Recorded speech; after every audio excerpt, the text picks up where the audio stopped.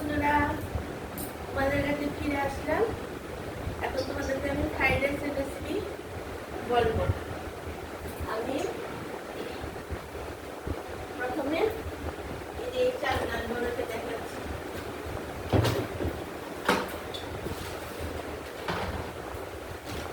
ফরচুনের এই যে ফরচুনের এই চালটা আছে না, এই চালটা ফরচুনের এই চালটা আমি অল্প করে করবো। এই গরমের মধ্যে এই ছোট বাটি দিয়ে এক বাটি নিলাম, ভালো করে ধুয়ে নিয়েছি। এক বাটি চাল নিয়ে জলটা যখন একদম টক গরম হয়েছে তখন এই জলটার মধ্যে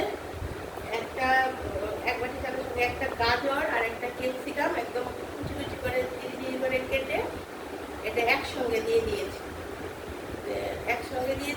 আর জলটা যখন টক হয়েছে তখনই কিন্তু ওই চালটা যে ধুয়েছি দিয়েছি, আর সঙ্গে নুন দিয়ে দিয়েছি। আর আজকে আমার মনে নেই সঙ্গে দেওয়ার কাজুটা, আমি নাহলে কাজুটা ওই সঙ্গেই দিয়ে দিই। তো মনে নেই বলে আমি এটা পুরোনো দেবো আর কি, সঙ্গে দিয়ে দিলেই ভালো, নাহলে কাজুটা পুড়ে যায়। কিন্তু এখন আমি পুরোনো দেবো। তো দিয়ে যখন হাতটা দেখবে মানে বেশি নরম না, একটু এরকম করে একটু শক্ত শক্ত যখন থাকে, শক্ত শক্ত ভাব মানে এটাই ফ্রাইড রাইসের তো শক্ত থাকে, সেটা বুঝে জলটা একটু বেশি করে দেবে। টক হলে চালটা দেবে, এরকম করলে যখন একটু শক্ত ভাব থাকবে তখন একদম এই যে ক্যাপসিকাম গাজর টক দিয়ে দিয়েছো, নুনটা দিয়ে দিয়েছো, ভালো করে ছড়ে ভাতটাকে ছেড়ে নিয়ে নেবে। এই দেখো আমি করেছি, এই দেখো ভাতটাকে ছেড়ে একদম শক্ত ঝরা করে একদম ফ্রাইড রাইসের যেরকম শক্ত ভাবটা মানে কিন্তু দেখতে পাচ্ছি শক্ত না, নরম না, সেটার দিকে লক্ষ্য রাখবে। নামিয়ে নিলাম। এখন আমি কড়াইয়ের মধ্যে একটু সাদা তেল দিয়েছি পরিমাণ মতো, আর 1 চামচ বেশি ঘি দিয়ে দিই। 1 চামচ ঘি দেবো।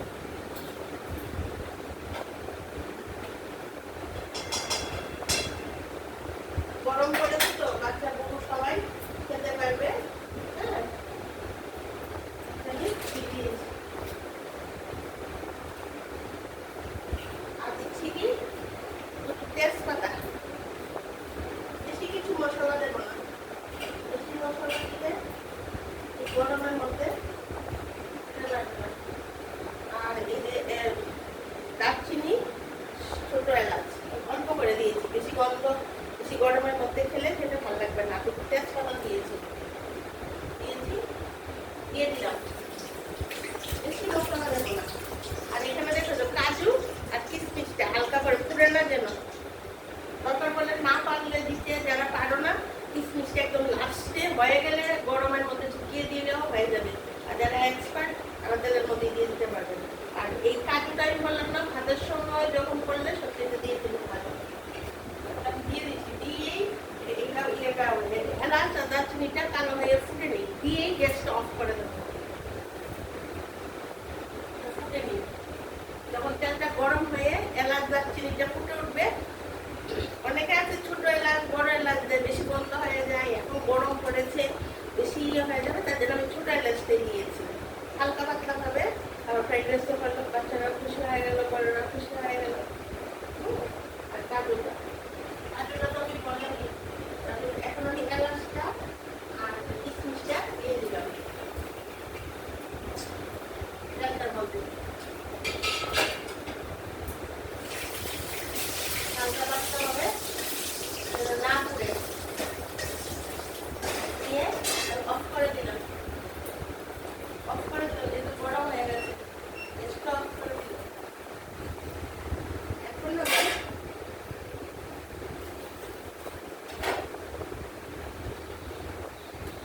এখন আমি ওই ভাতটার মধ্যে দেখো এইটুকু গরম মশলা, এইটুকু বেশি না, যে ভাতটা নামিয়েছি এইটুকু গরম মশলা দিলাম।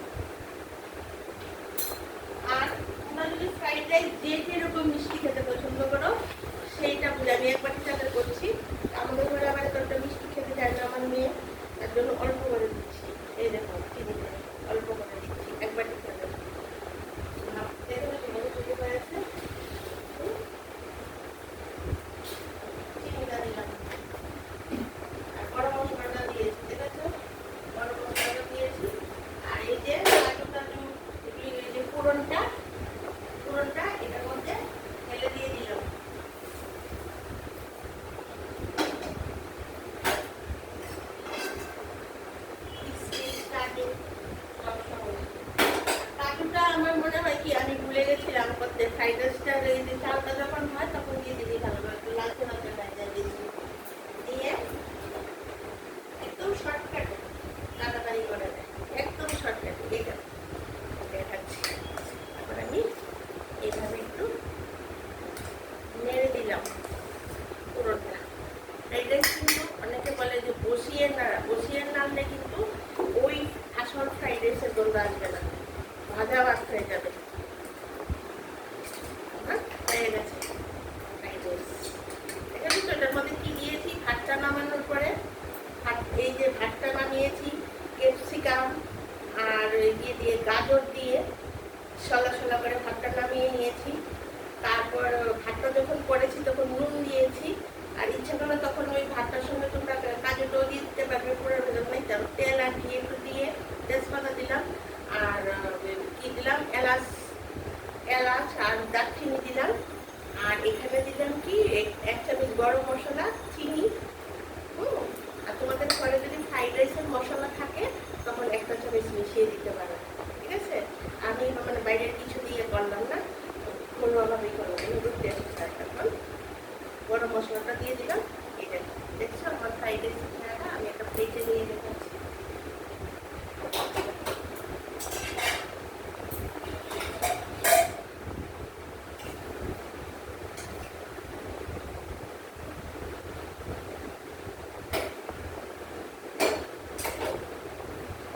এই দেখো বন্ধুরা, আমার ফ্রাইড রাইস হয়ে গেছে। তোমাদের পছন্দ হলে অবশ্যই জানান, সাবস্ক্রাইব করবে, তাহলে আরো অনেক ফুটি পেয়ে যাবে।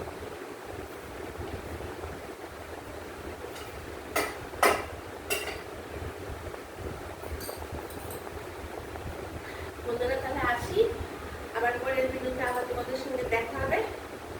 টাটা, বাই বাই, ভালো থেকো।